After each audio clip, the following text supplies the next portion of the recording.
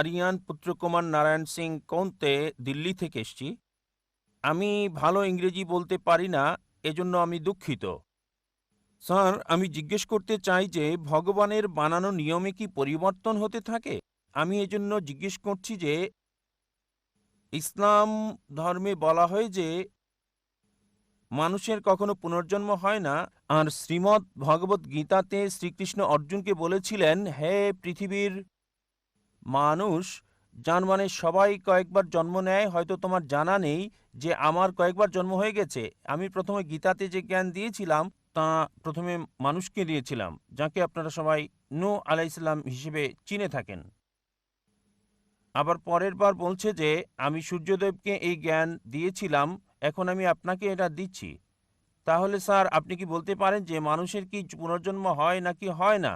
সময়ের সাথে সাথে কি ভগবানের দেওয়া নিয়মের কোনো পরিবর্তন হয় কিনা আমি জানতে চাই। ভাই দুটো প্রশ্ন করলেন। প্রথম প্রশ্ন হচ্ছে সর্বশক্তিমান ঈশ্বরের আইন এবং শিক্ষার মধ্যে কোনো পরিবর্তন করা যায় কিনা, পরিবর্তন হতে পারে কিনা। আর দ্বিতীয় প্রশ্ন, একজন মানুষ দ্বিতীয়বার জন্মাবে কিনা, পুনর্জন্ম হবে কিনা। আর একটা উদ্ধৃতি দিলেন গীতা থেকে, এটা নিয়ে পরে বলবো। এবার আসুন আপনার প্রথম প্রশ্নে, ঈশ্বরের বিধান পরিবর্তন হয় কিনা। যদি ঈশ্বরের বিধানটার সময় সংশ্লিষ্ট হয়ে থাকে, যদি সেটা নির্দিষ্ট একটা গোত্রের মানুষের জন্য হয়, নির্দিষ্ট সময়ের জন্য হয়, তবে এটা পরিবর্তন হয়। যেমন ধরেন, আমি আলোচনায় বলেছি তাওরাত, জাবুর, ইনজিল সবগুলো সর্বশক্তিমান ঈশ্বর প্রেরিত, তবে সেগুলো ছিল একটা নির্দিষ্ট গোত্রের লোকদের জন্য, একটা নির্দিষ্ট সময়ের জন্য। কিন্তু ঈশ্বরের সর্বশেষ এবং চূড়ান্ত নাজিল হওয়ার পর কোনো কিছু যুক্ত করা যাবে না, কোনো কিছুই বাদ দেওয়া যাবে না। কোরআন হচ্ছে সর্বশক্তিমান আল্লাহর সর্বশেষ এবং চূড়ান্ত বার্তা। আর কোনো ওহী নাজিল হবে না। নবী মুহাম্মদ সাল্লাল্লাহু আলাইহি সাল্লাম হলেন সর্বশেষ এবং চূড়ান্ত নবী, আর কোনো নবীও আসবেন না। আল্লাহ বলেন সূরা আহজাব অধ্যায় 33 আয়াত 40, মা কানা মুহাম্মাদুন আবা আহাদিম মিন রিজালিকুম ওয়ালাকিন রাসূলুল্লাহ ওয়া খাতামুন নবিয়্যিন ওয়া কানা আল্লাহু বিকুল্লি শাইইন আলিমা। যে মুহাম্মদ সাল্লাল্লাহু আলাইহি সাল্লাম কোনো পুরুষের পিতা নন, তবে তিনি আল্লাহর রাসূল এবং নবীদের সিলমোহর। আর আল্লাহ সর্বজ্ঞ সর্বজ্ঞানী। নবী মুহাম্মদের পর যদি কেউ বলে সে আল্লাহর নবী, তার কাছে ওহী আসে, তার মানসিক চিকিৎসা দরকার। নবী মুহাম্মদ সর্বশেষ এবং চূড়ান্ত নবী। কোরআনের পর আর কোনো ওহী আসবে না, এ কথা কোরআনে স্পষ্ট বলছে সূরা মাইদা অধ্যায় 5 আয়াত 3। আজ তোমাদের জন্য আমার দিনকে পূর্ণ করলাম এবং জীবন বিধান হিসেবে দিলাম ইসলাম, আর আমার অনুগ্রহ পূর্ণ করলাম। যখন ধর্ম পরিপূর্ণ করা হয়েছে তখন নতুন কোনো কিছু যুক্ত করা যাবে না, কিছু বাদও দেওয়া যাবে না।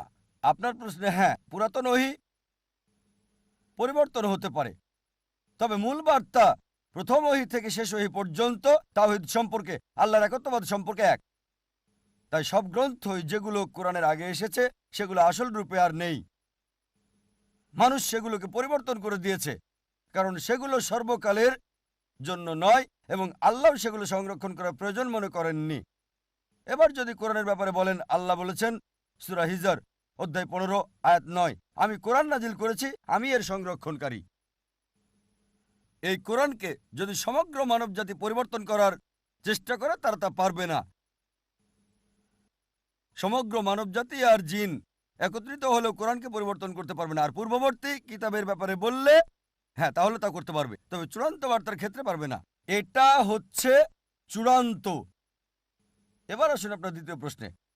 স্যার, আমার দ্বিতীয় প্রশ্ন ছিল যে আমার মনে আছে দ্বিতীয় আল্লাহর প্রশ্ন, কাছে মনে আছে, আমার যে মনে আছে। তিনজন মানুষ থাকে, তাদের সাথে আমাদের ব্রহ্মা, বিষ্ণু আর মহেশ, এই তিনজনের কাজ আলাদা আলাদা। তার মানে প্রথমে ব্রহ্মা যে প্রাণী যে কাজই করে সে অনুযায়ী তাকে জন্ম মানে আবারও পৃথিবীতে পাঠিয়ে দেয়। দ্বিতীয় কাজটি করে বিষ্ণু।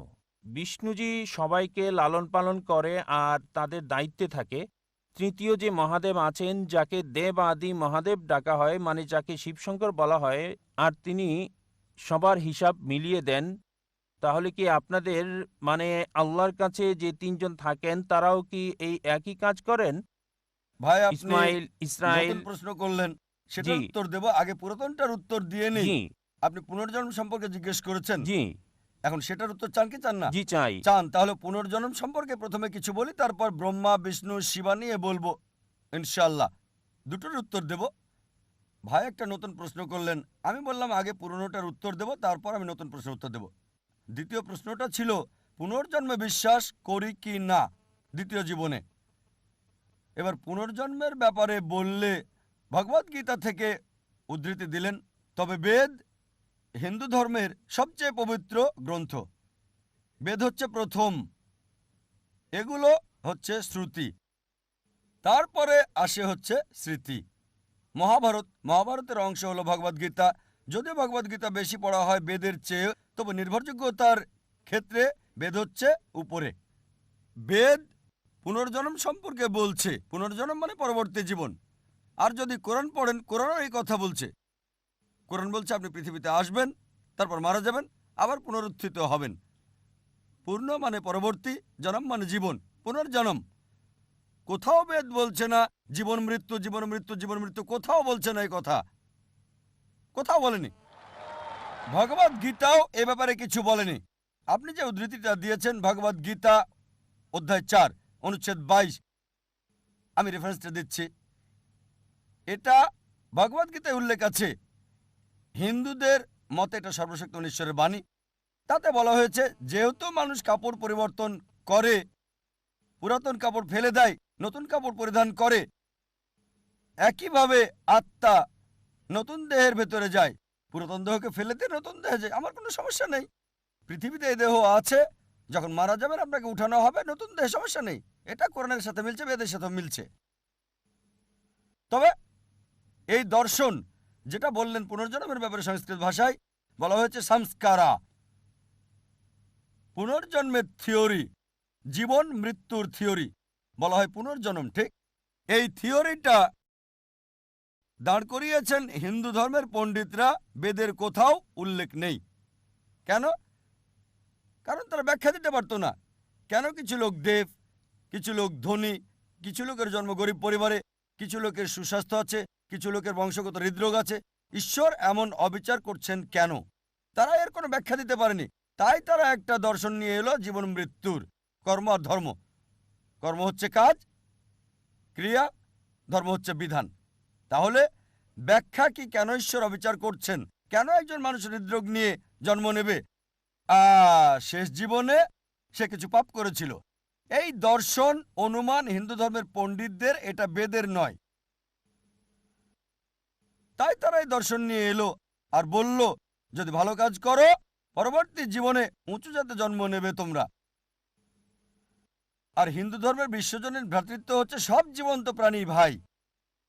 তাই হতে পারে কখনো জন্মাবেন তেলাপোকা হয়ে, কখনো বা ইঁদুর হয়ে, কখনো বিড়াল হয়ে, কখনো কুকুর, কখনো মানুষ হিসেবে। মানুষ হচ্ছে সর্বোচ্চ লেভেল।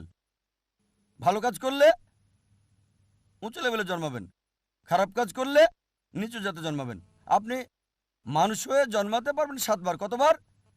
7 বার। এটা হিন্দু পণ্ডিতদের দর্শন, যেটাকে বলা হয় সংস্কারা। এখন আপনাকে জিজ্ঞেস করি, এই পৃথিবীতে অপরাধ বাড়ছে না কমছে? অপরাধ বাড়ছে না কমছে? বেড়ে চলেছে, মাশাআল্লাহ, খুব ভালো। পাপ বাড়ছে। মানুষের সংখ্যা আমরা যা জানি, মানুষ বাড়ছে না কমছে? জনসংখ্যা বাড়ছে না কমছে? বাড়ছে, মাশাআল্লাহ। এখন পাপও বাড়ছে, মানুষের সংখ্যাও বাড়ছে। যেহেতু পাপ বাড়ছে, মানুষ তো কমার কথা। তাই বোঝা যাচ্ছে লজিক্যালি এটা ঠিক না। এজন্য আমি পুনর্জন্ম বিশ্বাস করি। পুনর্জন্ম মানে পরবর্তী জীবন, এ ব্যাপারে কোরআনও বলছে। তবে একবার এই পৃথিবীতে আসবেন, একবার। এবার আপনার দ্বিতীয় প্রশ্নে আসি, যে ব্রহ্মা, বিষ্ণু, মহেশ বা শিবা এটা একই।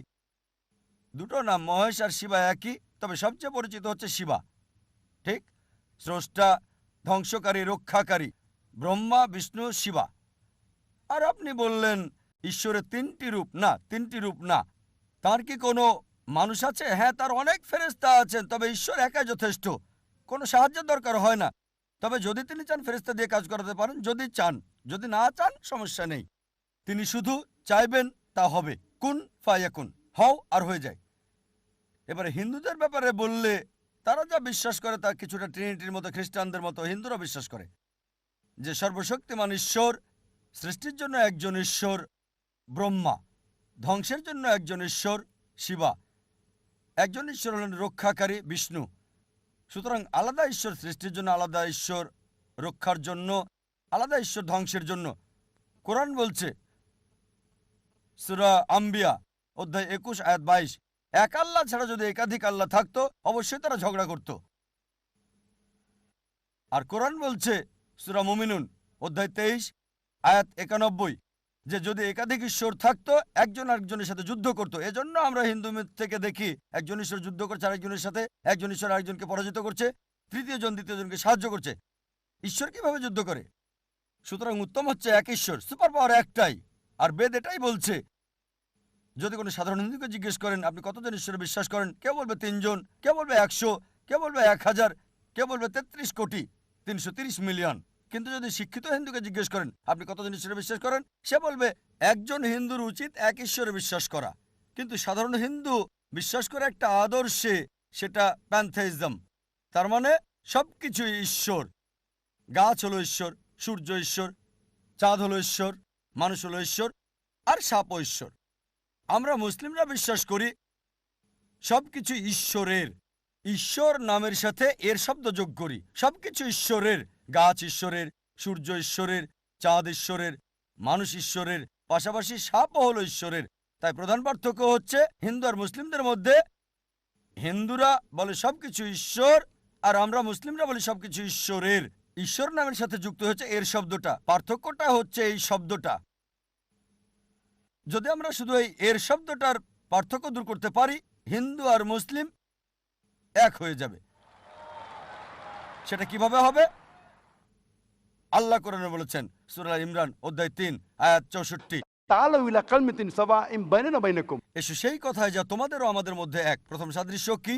ألا نعبد إلا الله আল্লাহ ছাড়া কারো ইবাদত করি না, ولا نشرك به شيئا তার সাথে আমরা কাউকে শরীক করি না, ولا يتخذ بعضنا بعضا أربابا من دون الله আর নিজেদের মধ্য থেকে আল্লাহ ছাড়া কাউকে প্রভু হিসেবে মানি না। فإن تولوا যদি তারা মুখ ফিরিয়ে নেয়, فقولوا اشهدوا بأننا مسلمون। বলো সাক্ষী থাকো আমরা মুসলিম, আল্লাহর কাছে নিজের ইচ্ছাকে সমর্পণ করি। কোন ধর্মকে যাচাই করার ভালো উপায় হলো ধর্মের অনুসারীদের না দেখে সেই ধর্মের গ্রন্থগুলোকে দেখা। এখন যদি হিন্দু ধর্মগ্রন্থ দেখি, যদি আমরা পড়ি উপনিষদ, বেদ, উপনিষদ এগুলো সবচেয়ে পবিত্র। ছান্দোগ্য উপনিষদে বলা হয়েছে অধ্যায় 6 অনুচ্ছেদ 2 পরিচ্ছেদ 1, एकम एविदित्यम ঈশ্বর একজনই, দ্বিতীয় কেউ নেই। এটা সংস্কৃত উদ্ধৃতি। एकम एविदित्यम। ঈশ্বর কেবল একজন, দ্বিতীয় কেউ নেই। শ্বেতাসূত্র উপনিষদে বলা হয়েছে অধ্যায় 6 অনুচ্ছেদ 9, नाचस्ते कसिज जनिता न चदीपा। তার কোনো প্রভু নাই, তার কোনো পিতামাতা নাই। সর্বশক্তিমান ঈশ্বরের কোনো প্রভু নেই, তার কোনো মা নেই, তার কোনো বাবা নেই। শ্বেতাসূত্র উপনিষদে বলা হয়েছে 4 নম্বর অধ্যায় অনুচ্ছেদ 19, न तस्य प्रतिमा अस्ति। ঈশ্বরের কোনো প্রতিমা নেই। প্রতিমা মানে প্রতিচ্ছবি, প্রতিমা মানে ফটোগ্রাফ, ভাস্কর্য, মূর্তি, পেন্টিং। সর্বশক্তিমান ঈশ্বরের কোনো ফটোগ্রাফ নেই, কোনো প্রতিমা নেই, কোনো প্রতিমূর্তি নেই, কোনো পেন্টিং নেই, তার কোনো ছবি নেই। হিন্দু গ্রন্থগুলোর মধ্যে সবচেয়ে পবিত্র গ্রন্থ হচ্ছে বেদ, আর যজুর্বেদে আছে অনুচ্ছেদ 32 পরিচ্ছেদ 3, न तस्य प्रतिमा अस्ति। সর্বশক্তিমান ঈশ্বরের কোনো প্রতিমূর্তি নেই, কোনো প্রতিচ্ছবি নেই, কোনো প্রতিমা নেই, কোনো ভাস্কর্য নেই, কোনো মূর্তি নেই। যজুর্বেদে বলা হচ্ছে অধ্যায় 40 অনুচ্ছেদ 8 সর্বশক্তিমান ঈশ্বর পবিত্র। যজুর্বেদে বলা হচ্ছে অধ্যায় 40 অনুচ্ছেদ 9 अंधात्म पविशन्ति या समुतिमुपास्ते। তারা অন্ধকারে প্রবেশ করে যারা আসাম্ভূতির উপাসনা করে। আসাম্ভূতি হলো প্রাকৃতিক বস্তু যেমন আগুন, পানি, বাতাস ইত্যাদি। অনুচ্ছেদ আরো বলছে তারা অন্ধকারে প্রবেশ করে যারা সাম্ভূতির পূজা করে। সাম্ভূতি হচ্ছে তৈরি করা বস্তু যেমন টেবিল, চেয়ার, মূর্তি ইত্যাদি। কে বলেছে? যজুর্বেদ অধ্যায় 40 অনুচ্ছেদ 9। আর হিন্দু ধর্মের ব্রাহ্মসূত্র হচ্ছে एकम ब्राह्मण देवता नास्ते नैना नास्ते किंचन। भगवान एक ही है, दूसरा नहीं है, नहीं है, नहीं है, जरा भी नहीं है। ঈশ্বর একজনই, দ্বিতীয় কেউ নেই, কেউ নেই, কেউ নেই, কোথাও কেউ নেই। আমি দর্শকদের বলবো এই ছেলের জন্য জোর করতালি দিতে, কারণ আমি মনে করি যখন আমাদের বয়স কম আমরা বেশি নিষ্পাপ, বেশি ন্যায়পরায়ণ, বেশি সত্যবাদী। সে এরই দৃষ্টান্ত দেখালো। প্রশ্নটি খুবই গুরুত্বপূর্ণ, তার দৃষ্টিভঙ্গিও চমৎকার। আলহামদুলিল্লাহ।